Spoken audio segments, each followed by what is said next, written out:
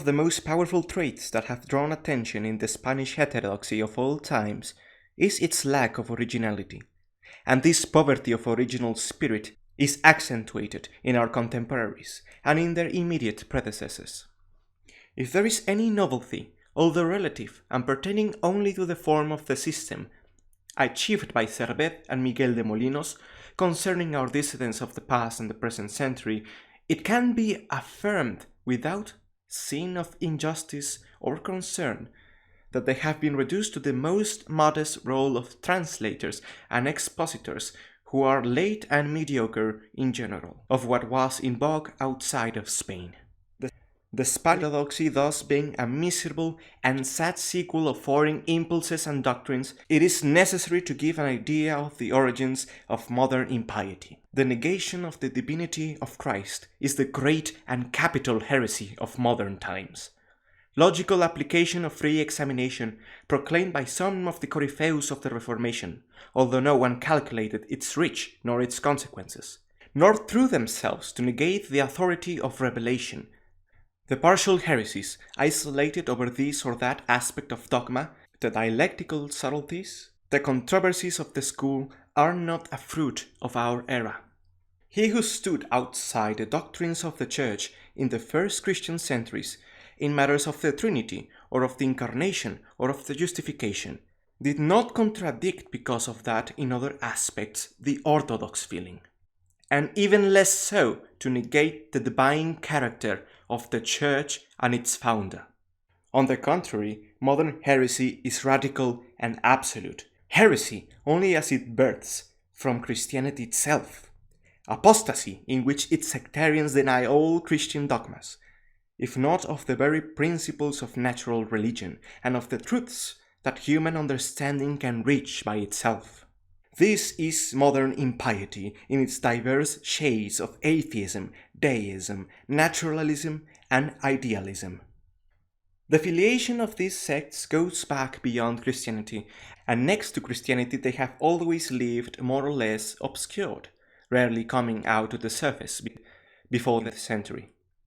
All the errors of the Gentile philosophy, all the aberrations and deliriums of the human mind delivered to its own forces, halted and weakened by passion and concupiscence, they had but a few and rare sectarians, even in the most obscure centuries of the Middle Ages. What are they if not traces and first glimpses of positivism or of modern empiricism, the theories of Roscellinus and of other nominalists of the Middle Ages, who were less audacious than their master? Haven't theological rationalism with Abelard? And all this before the introduction of the Oriental texts and the influx of Arabs and Jews, inspirators of the pantheism of Amaury de Chartres and David de Dinan, who reduced the high Emanatist doctrine of the fountain of life by Avichebron to brutal and precise ontological formulas, even taking from them social consequences and giving their philosophy a popular character, from which it became a powerful auxiliary of the Albigensian rebellion.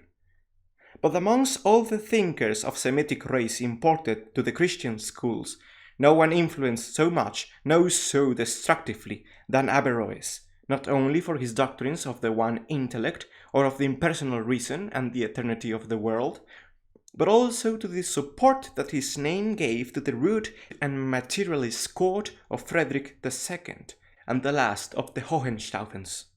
The formula of this school, first wail of modern impiety, in the title of that fantastious book, De Tribus Importoribus, or Boccaccio's Tale of the Three Rings.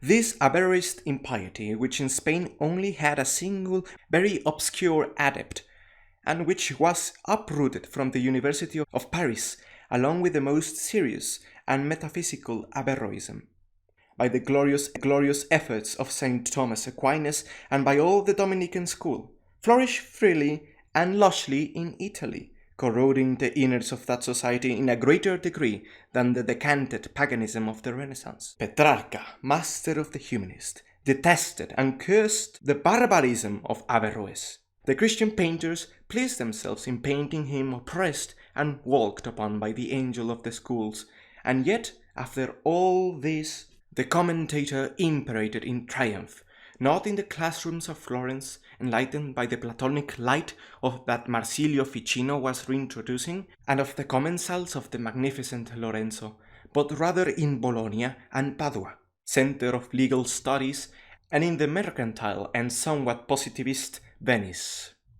At the same time as with the Reformation, the Church had to deal in the 16th century with the yet untied and impotent efforts of these more radical heterodoxies, which in virtue of that radicalism didn't achieve great prestige in the spirits of the masses, and were but the food of very few and solitary thinkers, equally hated both by Catholics and Protestants.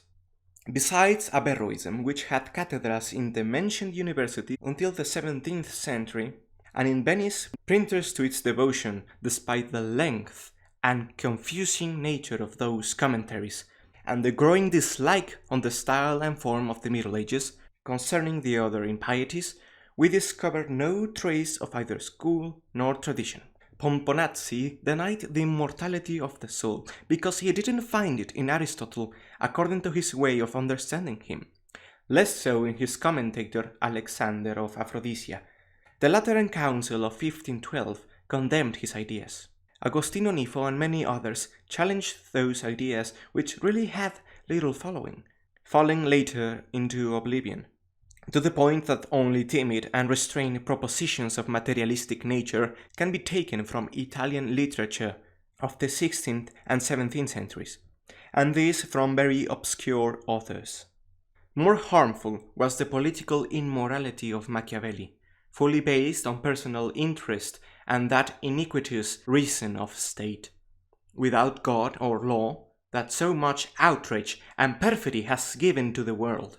The works of the Florentine secretary served as catechism for the politicians of that age, and although it is true that Machiavelli does not attack in front-face Christianity, it isn't as true as being in the bottom, more than a pagan, impious, not only for that false idea of his that the faith had weakened and unnerved the bravery of the ancient Romans, crushing their empire, and with it Italian greatness, rather for his open incredulity regarding natural right and the metaphysical foundation of justice, due to which he became a partisan of the doctrines that threw Carneades out of Rome and progenitor of all the utilitarian schools that since Bentham and before Bentham have been the logical consequence of the abandonment, the denial or the misplacement of the first philosophy.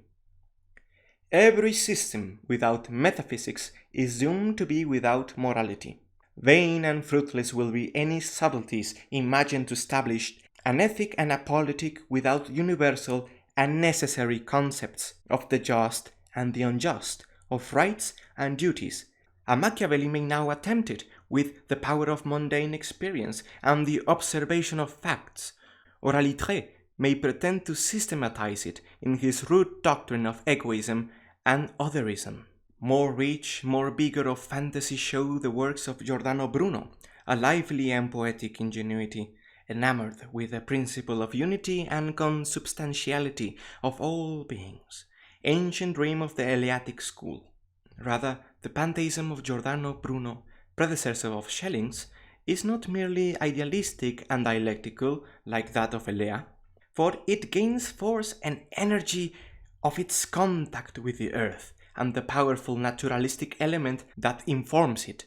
That's why he doesn't conceive an abstract and inert essence, but a continuous movement and development of its being, and puts in causality the backbone of existence and sees God expressed and incarnated in creatures, Deus in creaturis expressus, that constitutes a single life of immense and inexhaustible reality. Bruno is no longer a Christian. He is completely a rationalist. The same can be said about Vanini, Neapolitan like him, but who didn't go farther than that of an Averroist and vulgar atheist.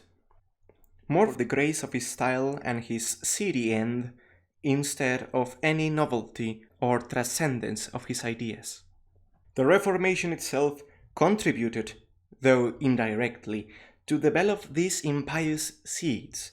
Very soon, and in virtue of the innate logic of the meridional peoples, the Italians and Spaniards who embraced Protestantism broke the chains of the Reformed orthodoxy, jumping to new and audacious speculations, especially regarding the dogma of the Trinity, now resuscitating the forgotten heresies of Arianism and Macedonianism, those of Paulus of Samosata and Photinus, now treading new paths to err that ended either in the pantheism or pan-Christianism of Miguel de Cervez or in the cold and abstract deism of the Socinians of Siena.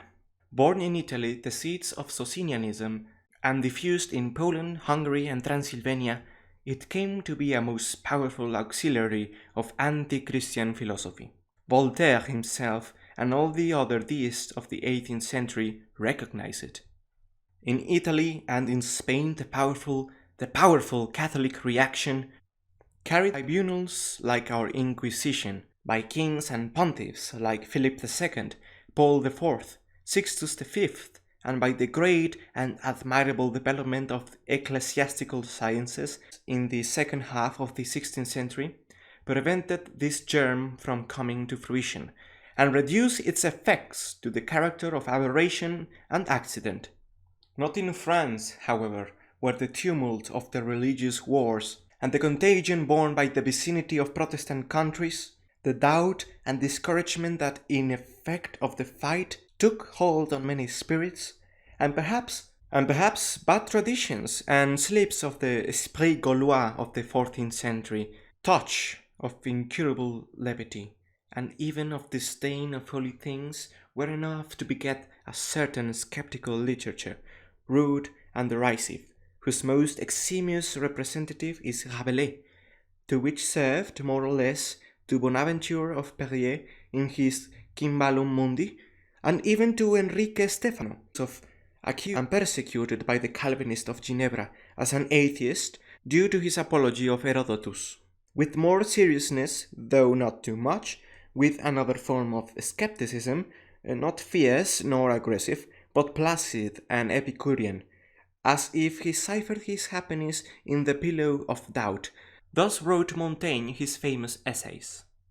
Rich in practical sense and experience in the matters of life, and where even the commonplaces of moral philosophy acquire value by the astute ingenuity and grace of style of the author. Closed by Charron in his book De la Sagesse, neither the one nor the other were as skeptical as our Sanchez, but Sanchez was a good believer and doubted only of the value of human science, whilst Montaigne, in view of defending Raymond of Sabund, undermines the foundations and proofs of revealed religion, and even of the natural one.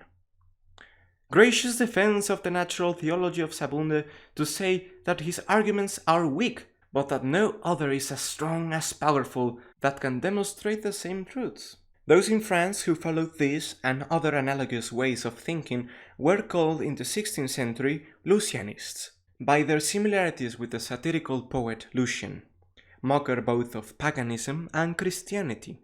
In the 17th century they were called Libertines.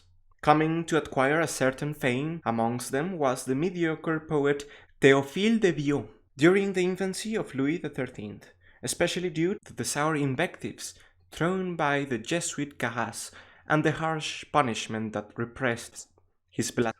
Other more illustrious names have been tried to be affiliated by some, including Lamotte Levaillet, apologist of the virtues of the pagans, and the librarian Gabriel Naudet, who contested the supernatural effects of magic. The Catholic and monarchical splendor of Louis XIV's reign darkens and erases the fickle clarity of all this wild and adventurous literature. When Fenelon and Bossuet were speaking, when Pascal sketched his apology of Christianity, today reduced to the fragmentary forms of the Pensées, where one can feel the traditionalism or mystic skepticism playing such a huge part, what did the sterile protest of some refugees in Holland had to matter sons of Calvinism and from Calvinism to impiety, and what part had to play the mundane and gallant Epicureanism held in the salons of Ninon de l'Enclos. So big and powerful was the Catholic spirit of the times that it even managed to slice the effects of Cartesianism and the methodic doubt and exclusive psychologism wrapped within. Not even Spinoza, developing through geometrical method Cartesian concept of substance into two forms of infinite extension and infinite thinking, and creating the most logical and contrived pantheist system that has ever existed, was enough to open the eyes of many good faith Catholics who Cartesianized. Nor did they see that making tabula rasa of all that had been speculated in the world, and that closing oneself in the sterile solitude of our own conscience, with no other door to pass from the ideal to the real order other than a transit sophism, was to establish the basis of all rationalist doctrines, to leave in the air the fundamentals of certitude, and to make an ontology impossible. Being Cartesianism such a petty philosophy, if it deserves better the name of an anarchical mutiny than philosophy, it still held too much of a metaphysical dose so as to be sweet to the taste of the 18th century thinkers, none of whom managed to elevate themselves to the wide conception of Spinoza's Ethica, nor did they understand such a book, barely read, if they did rank the name of this Jew of Amsterdam as a battle cry, was because he was considered just another vulgar atheist, like them, and also by the theologico-political treatise, of which they only saw that it criticized prophetism, the miracles, and the divine inspiration of the holy texts. But it was Peter Vale more than Spinoza who gave them weapons with his famous dictionary, huge congeries of all little eruditions, masked by 2 centuries of incessant philological labor, repertory of strange curiosities sharpened by the caustic, vagabond, and ill-willed ingenuousness of the author, in love not with truth, but with the works it takes to find it, friend at amassing clouds, contradictions, paradoxes, and seeds of doubt, especially in historical matters. Things turned out differently in England, harshly worked over by discord of the Protestant sects. There a philosophy was born that, not being indigenous, for no philosophy in its essence really is, adjusted itself marvelously to the practical, positive, experimental, and anti-metaphysical character of the race that in the 14th century produced such a nominalist as William of Ockham. That empirical philosophy is the one of Chancellor Bacon, unappreciator of all speculation about universals, and of all of the first philosophy, attentive only to the classification of the sciences and the inductive method, whose canons had formulated previously our Vives, but this without exaggerating the procedure, nor make it exclusive, nor dreaming that Aristotle ignored it or practiced it, nor reducing science to natural philosophy, the latter being preposterous.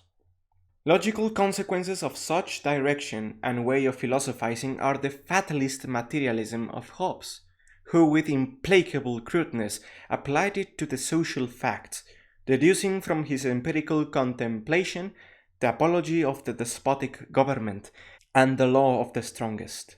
The sensualism of Locke, with that hypocritical doubt if God could have given intellect to matter by some unknown property, and the attacks, at first insinuated, then directly against Christian dogma of Toland, Collins, Shaftesbury, Bolingbroke, and many other deists, naturalists, and optimists, in whose books graced a young Frenchman educated in the intellectual and moral corruption of the Regency, very rich in grace of style, and skilled at assimilating the knowledge of others and give it a new and pleasant form, we have come to Voltaire.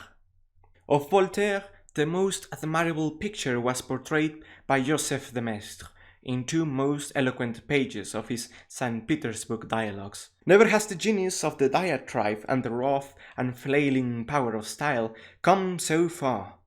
Only the seer and Puritan Carlyle, in a certain passage of his History of the French Revolution, asserted to say something about Voltaire, if less eloquently, more terrible and sour. Voltaire is more than a man. He is a legion. And if, in the long run, his works already aged and fell into oblivion, he would continue to live on in the memory of the people as a symbol and incarnation of the spirit of evil in the world. Mediocre understanding, in battle with metaphysics and all kinds of abstractions, incapable of linking ideas or weaving systems, his name has reached, however, a certain depravity and infirmity of the spirit, 100 times more hurtful to truth than open contradiction. Who knows exactly what Voltaire thought about speculative matters?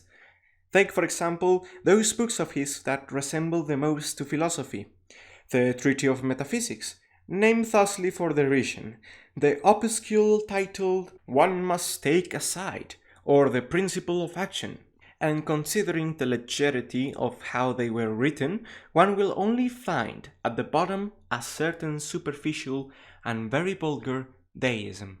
Voltaire was never an atheist. Perhaps he was freed of that by Newton's God. But how poorly and pettily he reasons that belief of his. For most trivial motives he was inclined to admit the immortality of the soul. From his works one cannot obtain neither philosophy nor system. He speaks about Descartes, Leibniz, or Malebranche without understanding that which he defends. He reduces and belittles Locke's sensualism by accepting it. Voltaire has no weight or value in history than for his diabolical power of demolition and the marvelous grace of his style, that considering its cleanness, pleasantness, and smoothness, completely lacks seriousness and eloquence. He puts history in ridicule, taking it as a blind mechanism where from little causes great effects are born. Cause for laughter and inexhaustible tales where the divine and the human are equally in bad light. And what a biblical exegesis that of his! Worthy not of Spinoza or Eichhorn, nor of the school of Tübingen, but of any brothel, tavern, or Ducor. That man ignored both Hebrew and Greek, yet pretended to defend the authenticity of the holy texts, as shot to him as the books of the Seven Seals. He thought himself a poet, but didn't see an atom of beauty of the holy writings, yet having the spine to mash in ridiculous and rude parodies the sublime visions of Ezekiel, the book of Job, and the enamored sighs of the Shulamite. It seems as if God, in punishment, hurt him with a radical impotence for all high and noble poetry. He didn't understand it, nor did he manage to produce it. Nor did he knew of any other art besides the conventional, academic, and of salon. Such cold and soporific tragedies did he make. For what depth and true sense of beauty could the man have who thought Isaiah was an extravagant fanatic and Shakespeare a savage drunk? However, God had endowed that soul with certain sovereign qualities, all of them he twisted and perverted. Of his style it is already pointed out that it is transparent itself. In hands like his, it is like soft wax, ready to take any form. He wrote about everything with extraordinary lack of science and tranquility, but always with elegance, easiness, and agreeableness. He gave extension to the French language and removed profundity, besides dragging it through the floor and prostituting it without dignity.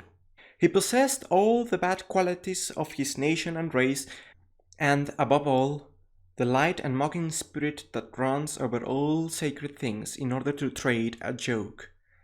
Thus he stained with foolish mud the most virginal and immaculated history of France. Voltaire today does not produce the inexhaustible laughter that it casts on its contemporaries, nor the terror that in our Catholic grandfathers naming him produced. He moves to indignation sometimes, other times to pity. Most men in the 18th century weren't better, but none had the talent as a writer like him, and thus none did so much harm. In that hideous Saturnalia that begins with the Regency and ends with the Revolution, his voice raises itself above all others, heard from one end of Europe to the other, with the contribution of the universal diffusion of the French tongue, the quick and animated anti-Christian pamphlets, the mix of mockery, truths and claims against real social, judicial and economic injustices, the seemingly clarity of a fluid and restless spirit that, never reaching the bottom of things, flattered intellectual slothfulness and deviated any serious and prolific examination, and finally all the carnal instincts, rude and materialistic, summoned by the new philosophy as useful auxiliaries and reasons of weight. In this way, Voltaire achieved his hegemony, of which there is no other example in the world. Thus he prided himself of doing more in his century than Luther or Calvin themselves. What theatre was there from Madrid to St. Petersburg that did not present his tragedies, on which the monotony and falseness of the genre are lightened up by more or less direct darts thrown against the priestly office and fanaticism personified on Greek priests, Chinese mandarins, or the false prophet Mohammed, or American conquistadors never daring to hurt on front the object of his eternal rancor? Was there a distant region where the philosophical dictionary or the essays on habits didn't arrive? What elegant lady and man of the world stopped reading his evil and salty tales, Candide and the Micromegas, most inferior in profundity and bitterness to the sad and misanthropic inventions of Swift, works that in manner of censoring the optimism of Leibniz and the ancient system of the world, distill the most corrosive, ruthless, and sacrilegious mocking of providence, human liberty, and all the longings and greatness of the spirit? Let us not call Voltaire a pessimist, nor let us make the Leopardi, Schopenhauer, and Hartmann the affront of comparing them with this ape of philosophy, incapable of feeling such high pains, nor to elevate himself to the metaphysics of desperation, of death, of annihilation, or nirvana, and of the fatal and unconscious will. Such ideas couldn't fit in the head of that practical Epicurean, courtier and parasite of kings, ministers and royal favorites. His philosophy was the one he exposed on the verses of the mundane. Jupiter, in creating us, made a very cold and graceless joke. But how to remedy it? After all, what a great age is this one of iron! Far from thinking in revolutions or dreaming with the liberty of peoples, the patriarch of Ferney enriched himself with pensions, donations, and gifts, wherever they came from, even with the traffic of blacks. The low and mean character of the man is on level with the sublimity of the thinker. He was envious of Montesquieu. He persecuted and denunciated Rousseau. He destroyed without dignity the Merope of Maffei after plagiarizing it. He slandered unscrupulously his adversaries and friends. He lied without stopping and knowing it. He wrote of Frederick the Great horrors worthy of Suetonius after dragging himself as a vile lackey in the antechambers of Potsdam. And finally, to give a good example to his serfs, he used to comulgate at the church of Ferney. What human or divine thing was there which he didn't stain with his breath? But Voltaire, delivered to his own powers, wouldn't have come to succeed in his enterprise of Antichrist without the voluntary or blind concourse of all the forces of his century, the most perverse and mutinous against God in history. Kings, princes, magnates, nobles, as if possessed by that blindness, augur of ruin that the pagan gods sent on those they wanted to turn mad, laid the axe beside the tree and even gave the first swings. In Prussia, Frederick II. In Russia, Catherine. In Austria, Joseph II. In Portugal, Pombal. In Castile, the ministers of Charles III became the heralds, or as despotical executors of the impious revolution, and took it to its end with royal hand and against the will of the peoples. The privileged classes were contaminated everywhere with Voltairianism, mixed with a certain sensible and glowing philanthropy that came from other sources and finishes imprinting the character of the century. In the midst of this intellectual orgy, it is almost a merit for Montesquieu to have given a relative moderation to his political theories, a certain practical and historical flavor to the English, though he slipped on the fatalistic theory of climates applied to legislation, and clearly showing his religious indifference in all process of his book. This book, however, was not the code of the politicians of the next age, rather the closed and systematic utopia of the social contract that erected as dogma the tyranny of the state, death of all individualism, being the author of the contract most individualistic in his own way and even apologetic of the savage life and denigrator of the civilized one. The life of Rousseau, that he longly tells and with cynical vicissitudes on his confessions, is, like all of his other writings, a knitting of antinomies. In philosophy he was more spiritualistic than the fashion of then could consent, and on religion he didn't stop at an abstract deism, but arrived at a form of anti-Trinitarian Christianity, secular and Socinian. Such is, at least, the doctrine one seems to get from his Confession of the Savoyard Vicar and Letters from the Mountain. In politics, he was a Democrat, and for no higher reason than being born from plebeian and humble condition, that he managed to elevate with understanding, never with character, and by avoiding all privilege and distinction, he judged himself humiliated by that society that, in fact, received him with open arms, and did not falter in applauding his paradoxes about the inequality of conditions and the influx of arts and sciences in the corruption of peoples.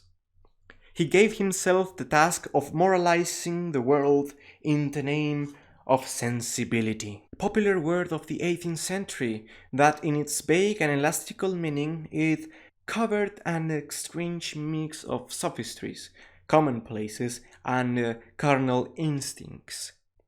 Plenty spoiled the ladies of that time with the reading of Julie or the New Eloise, an epistolary novel that today puts us to sleep, and not because the style no longer has an extraordinary richness of phrase and color and movement on occasions, but because everything there is false and conventional, more rhetorical than eloquent, in such a way that passion is no longer passion, nor the very appetite is unleashed, frank and uncovered, but is veiled with 1,000 sandals and folds of diction, or unread in pedantic dissertations, with a following of practical morals and even hygiene.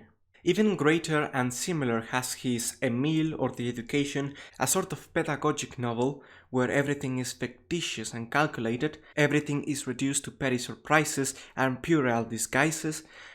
Here is the most contrary to a healthy education, wide and generous, where all human faculties are harmoniously developed without fear of the sun, light, or life. But what could Rousseau know of this?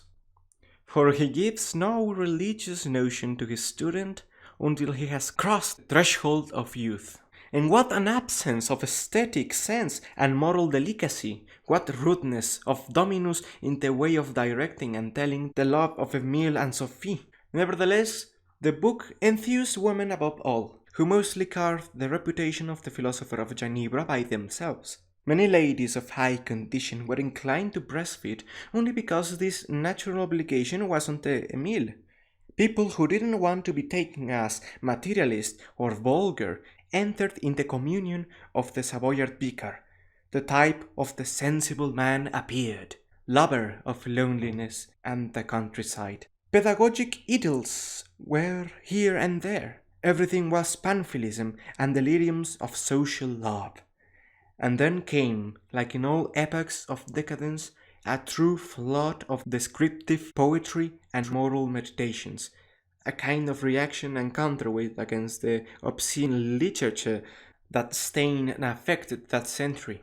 From the tales of Crébillon's son and the Bijoux Indiscrets of Diderot to the Faublas of Loubet or the Memoirs of Casanova, works of the most ferociously filth that the demon of lust has ever aborted. There has never been a century where the word philosophy was so much in the mouths, nor any other that had fasted so much of it. From the Cartesians until Condillac, the fall is dreadful. Voltaire had brought from England and put in fashion the essay of human understanding by Locke, that in an empiricist medium it still looked too metaphysical, especially if compared to his French disciples. For the latter it was an indisputable axiom that thinking was feeling. Condillac defined thought as transformed sensation, but one could fall even further. Helvetius, in his indigestible books of Man and the Spirit, that back then were widely read because they were forbidden, reduced everything to physical sensations and laid in material pleasure the seed of all weak and virtuous actions. The Sti, whose works on general grammatics still hold a certain value, declared that ideology was a part of zoology.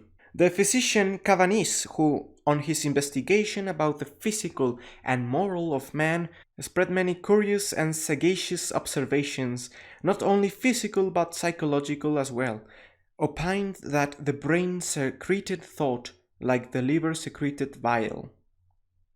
All this, I say again, was called philosophy, as with the machine man of La Métrie, that by the title alone it indicates fatalism or annulment of the moral laws, but even with this it gives us no idea of the incredible extravagances of this garrulous surgeon, for example of the power he attributes to good digestion in the works of virtue and art. Not even beasts, if God gave them for a moment the faculty of philosophizing, would do it as despicably as the commensals of Frederick II or of the Baron of Holbach. The circle of this German prince established in Paris was the first club of atheism, and from there came perverse works such as the System of Nature, where it is taught as in a cookbook the creation of the world by the fortuitous concourse of atoms. The Code of Nature and the Universal Moral, morality worthy of such cosmology, and many other catechisms of vulgar incredulity that on their times were the horrors of the pious and the scandal of the weak, that today lay in dust like old and mouldy weapons in the heaps of old books.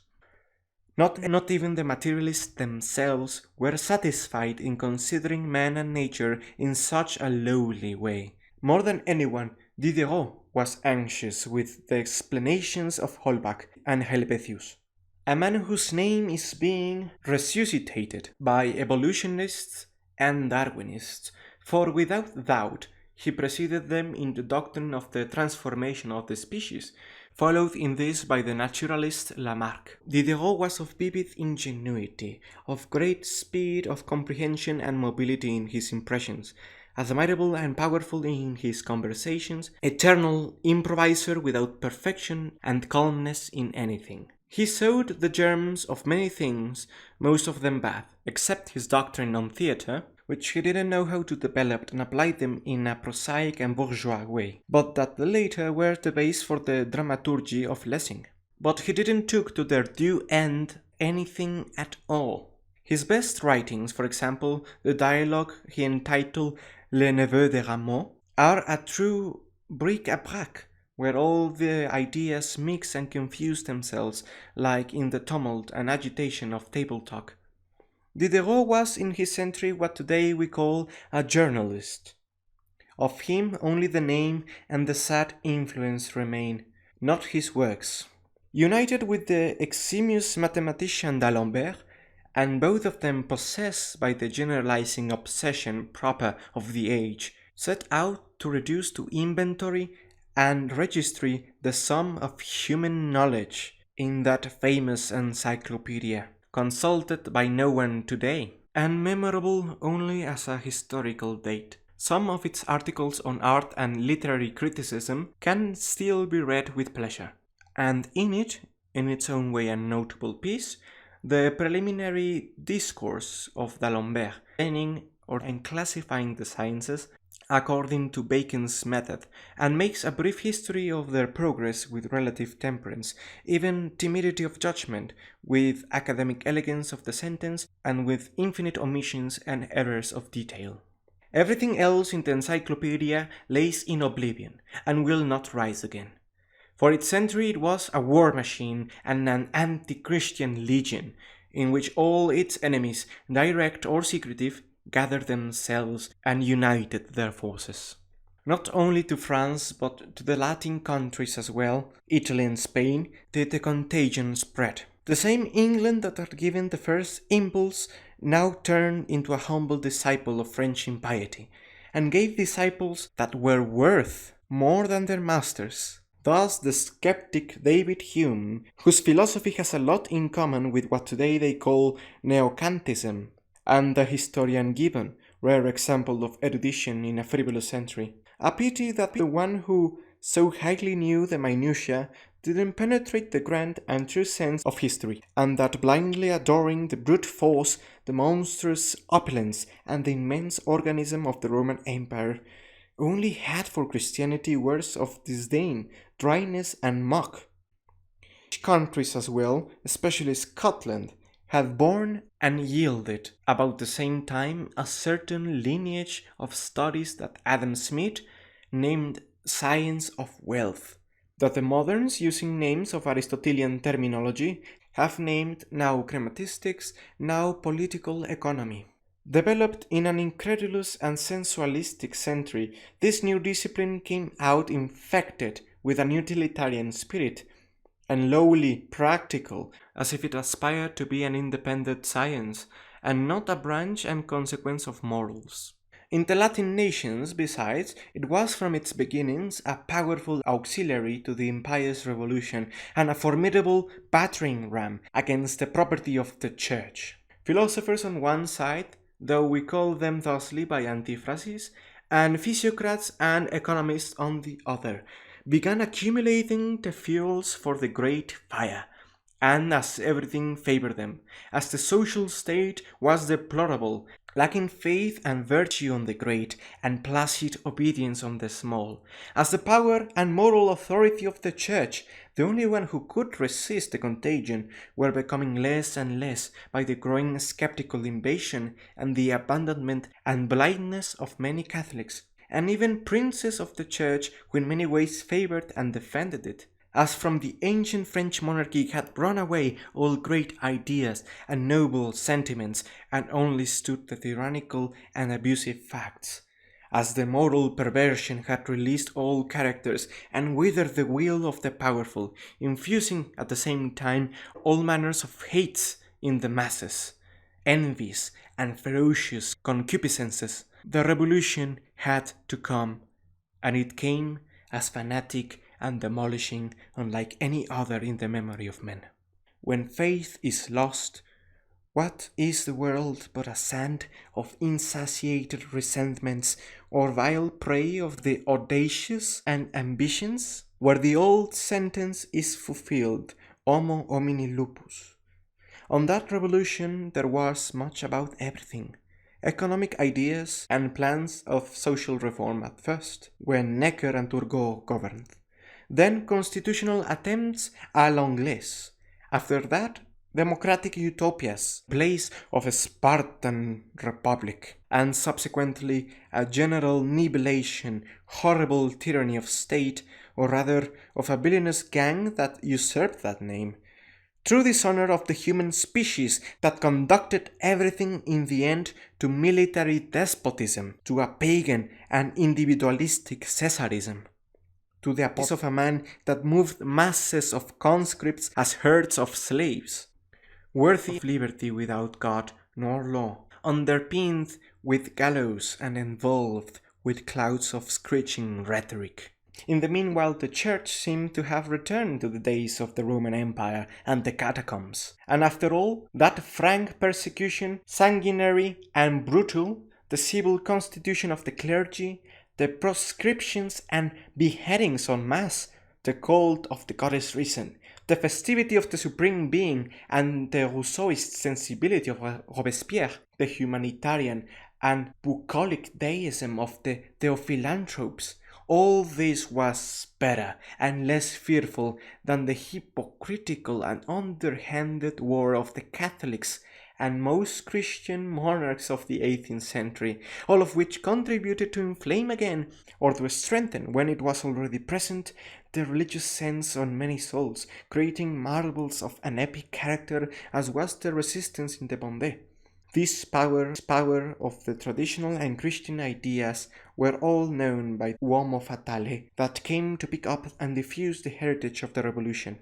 And that's why he took care in the first years of his mandate, when he wasn't yet discouraged and demented by ambition and pride, to bring a certain form of Catholic restoration to France, thus giving a thinly foundation to his improvised domain, that dissolved itself like a mud statue.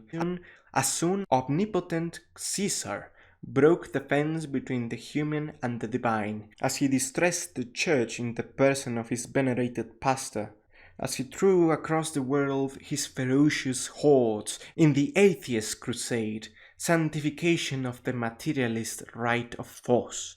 Every action brings necessarily its opposite reaction. The Napoleonic Wars produced an awakening of all national consciences, from the Gaditan bosom to the forest of Germania, and overthrown the Colossus, the anti-French reaction followed its way, extending itself to religion and philosophy, but not always with a Catholic sense, nor Christian, rather limiting itself to pitting spiritualism against materialism. In France, the diminishment and ruin of serious studies had been such that the same apologists for them were deprived of them in a great degree. Not only Chateaubriand, with an aesthetic Catholicism and of good tone, so mixed of a sentimental league and even sensual, but Joseph de Maistre himself, a most powerful writer amongst the most eloquent of his century, vigorous and convincing challenger of errors, but weak in the exposition of his own philosophy, like one who has more of tendencies and impulses than defined ideas. Admirable when he bashes Bacon, Locke, or Voltaire, and with them the spirit of the 18th century, but not so admirable or original in his ideas, in his considerations on the French Revolution, or in the theories of expiation, marked over those of the Theosophist Saint-Martin. The traditionalist school, that on its time did good services to the Church and whose most eximious representative was Bonald, was born with leftovers of sensualism and erected as dogma the impotence of reason and the mechanical propagation of ideas by means of words. The divine or human tradition was for Bonald the beginning of knowledge. The common consent was for Lamennais the criteria for truth. With all that, sensualism was losing terrain, even among the sons and heirs of the doctrines of the 18th century, that every day they were toned down and modified in a spiritualistic sense. Thus, the sentiment of La Romigère served as a bridge between the old empirical schools and psychological experimentation in the Scottish way, of which Roger Collard was an importer, illustrious amongst the champions of political doctrinarism. This change of ideas is visible on Men de Biron, solitary and energetic thinker, that from the materialism of his first work, the Memoir on the Habit, came not only to the spiritualist conception, but to the haughty elevation of the will above all human faculties, but of the free, individual, and responsible will, not of the blind, fatal, and unconscious will that the modern pessimists invoke. At the same time, and not without influx of the political eclecticism developed to the heat of the First Restoration, were judged with more temperance and equity, not without the irreverent mock of other times, the religious doctrines, of which is of note even in the poorest book of Benjamin Constant about them. Even the social utopists, like the Saint-Simonians, showed theological aspirations and began to show head to certain teachings, progressive, social, and humanitarian Christianity, horrendous confusion of the terrenal and the divine. This way, disregarding Boucher, one saw the Neo-Cartesian and Neoplatonic Bordas de Moulins introduce as capital element in his philosophy, much more ontological than that of Descartes, the doctrine of original sin and of the incarnation. The very same official philosophy of Victor Cousin and his adepts, though little orthodox in substance and pitted in fights with the Catholic defenders of the freedom of teaching, displayed on the outside a lot of respect for dogma and great horror with contempt to the gross atheism of the encyclopedia. Even the eclectics, that is, confess losing their faith, like Geoffrey, as if by a most sad disease of their hearts and mind. There was then in the intellectual atmosphere of France many seeds of Christian reaction, but they didn't fall on good soil, nor good moment, and the majority were lost, due to mostly to that same incoherent and vague eclecticism, if not sickly, half Scot, half German, that didn't have as genuinely his other than the rhetoric and erudition, drowning few and half-learned ideas in a sea of fancy words and discreet examinations. Theatre of extraordinary philosophical revolution. From there came, in dirty and misshapen scholastic dressing, the contradictory systems that with French brilliance and imperfect amalgam were diffused from the cathedrals of the Sorbonne. Why stop at needing a history that, at least in its essential lives, no one ignores? When at the end of the 18th century the Wolffian school, petty remain of the one left by Leibniz, barely resisted from the seats of universities and academies the beating of French sensualism and the deep skepticism of David Hume, rose Immanuel Kant to give a new direction to philosophy, sowing the elements of every construction built thereafter. His originality is all of a critical thinker, and is based on the analysis of our faculties for knowing, with which Kantian analysis, reducing knowledge to the phenomenon or sensible appearance and declaring impenetrable the noumena, serves as shield for the positivists, and, on another note, reducing the first notions to subjective forms, he opens the door to the wildest idealism.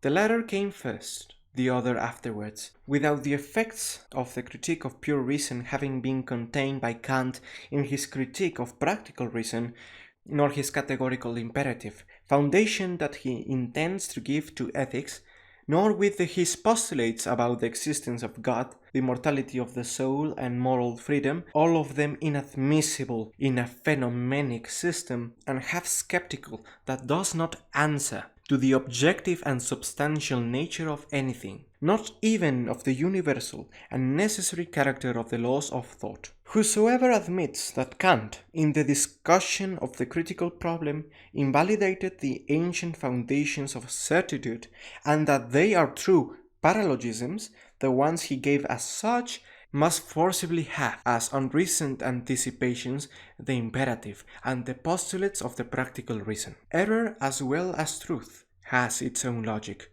and that's why the first part of Kant's work still stands even after idealists and positivists have dismissed the second one. The Kantian critique is at the bottom of the doctrine of science of Fichte, who didn't have but exaggerate the theory of subjective forms. For the most absolute pantheism, egoistic or egolatric, it lays too as a substratum in the system of identity of Schelling, the most elegant un-artist, or perhaps the only artist among the Germanic philosophers, whose originality consists above all on the importance that he gave to nature as one of the manifestations of the absolute, a system that comes to be a vivid and poetic theosophy. Today Schelling is forgotten, and it is a fashion to treat him as a rhetorician. And the rationalism that with easiness raises and tumbles idols is condemning to the same disdainful oblivion the science of Hegel, an understanding of the highest and most vigorous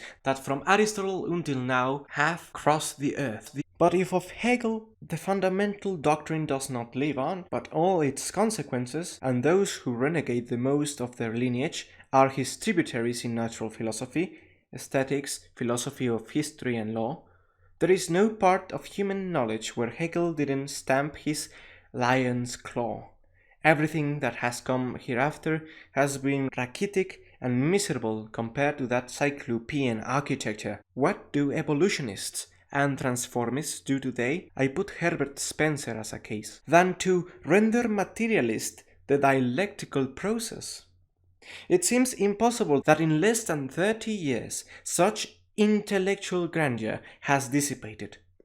The sovereign abstraction of being and knowing, of logic and metaphysics, the rational and the real, reduce themselves to supreme unity, developing them in a golden chain and prolific variation, always in a trilogical manner, without a single ring of nature and spirit remaining off the net.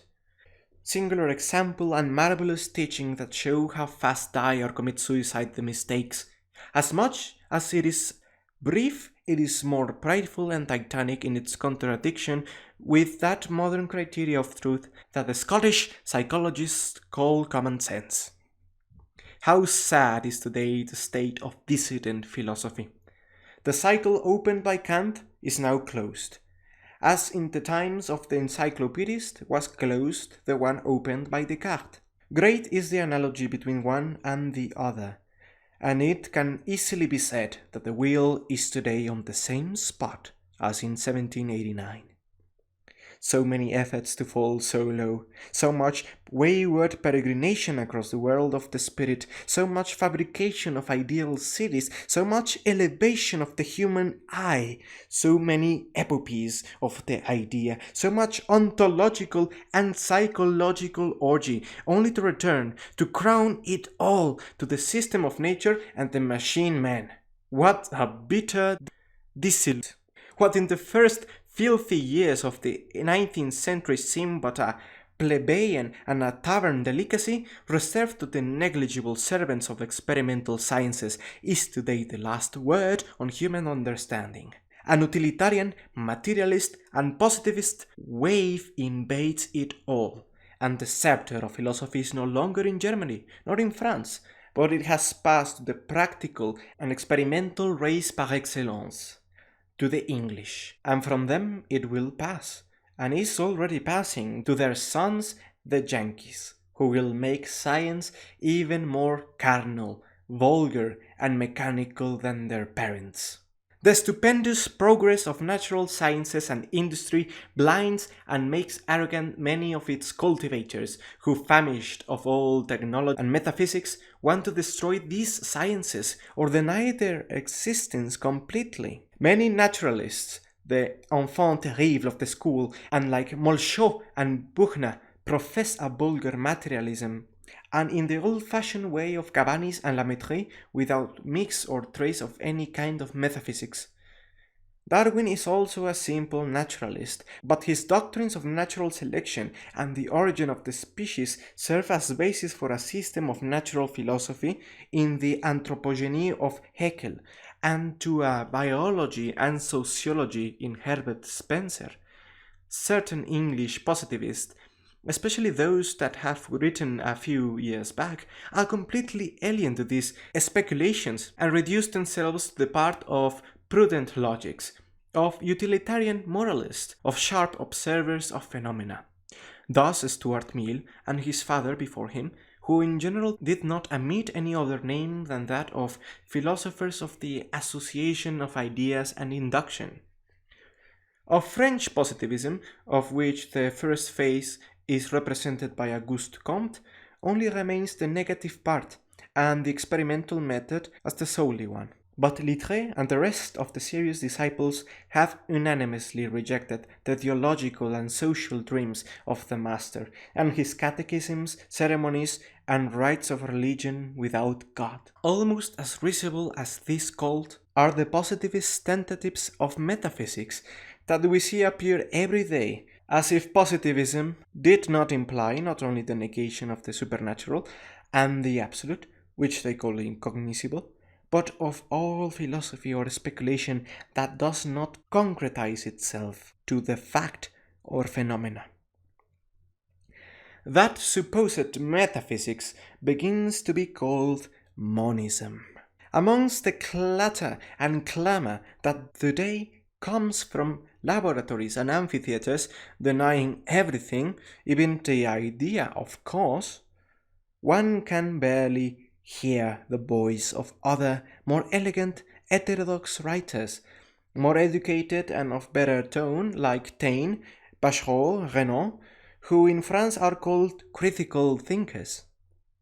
Truth is that not even themselves say precisely what they think, and as with the eclectics before them, the lucid easiness of exposition hides the insecure and waveriness of the idea. Taine is almost a positivist. He differs from Stuart Mill and the English logics on the importance he gives to abstraction.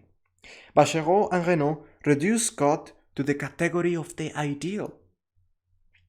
But Renan, notable Orientalist, fancy and pleasant writer, though he overdresses, prototype and exemplary of rhetoric and academic style, full of timidity and qualifications, he doesn't owe his fame to philosophy, rather for being an interpreter and vulgarizer in France, and by France in all the Latin countries, of the modern rationalist exegesis, buried in the indigestible volumes of the Tübingen. Few have had the courage to read The Life of Jesus of Strauss. On the contrary, everyone has read The Origins of Christianity, achieving the author extraordinary and not envious fame of Antichrist, despite the faint moderation and the hypocritical mysticism in which he envelops his blasphemies. False science is today almost as rebellious against God as in the 18th century.